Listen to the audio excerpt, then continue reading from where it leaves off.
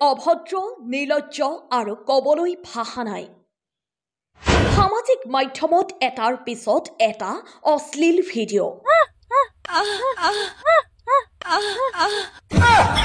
এওঁলোকে ইমান অশ্লীল কথা কেনেকৈ ক'ব পাৰে সামাজিক মাধ্যমত আমাৰ একবাৰ পাতলা শট মাথায় উঠে গেছে এইবোৰ এতিয়া সামাজিক মাধ্যমৰ জাবৰ হৈ পৰিছে তোমাক খুব ভালোবাসি কোনো সুস্থ আৰু ভদ্ৰ মানুহে ক'ব নোৱাৰা আচৰণ কৰি অশ্লীল ভিডিঅ' বনাই এওঁলোকে নাম আমিনা কালনাগিনী আৰু এইসকল অভদ্ৰ যুৱক সংখ্যালঘু সমাজত এওঁলোকে কি শিক্ষা দিব বিচাৰিছে আজিও সংখ্যালঘু সমাজ এতিয়াও মৌনতাত কিয়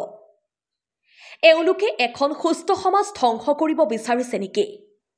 আৰবিডি ষ্টাৰ নামৰ এটা অসভ্য চেনেলত কমেডি কৰে এওঁলোকে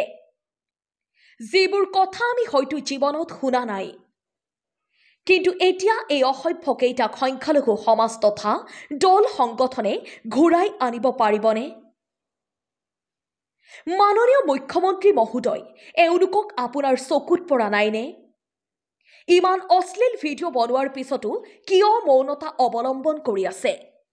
নে এওঁলোকক অশ্লীলতাৰ ঠিকা দিয়া হৈছে অসমৰ নৱ প্ৰজন্মৰ ভৱিষ্যত কি হ'ব বা হ'বলৈ গৈ আছে এবাৰ চিন্তা কৰক আমাৰ এই বাতৰিৰ পিছত সংখ্যালঘু সমাজ তথা অসম চৰকাৰে কি ব্যৱস্থা লয় সেয়াহে লক্ষণীয় হ'ব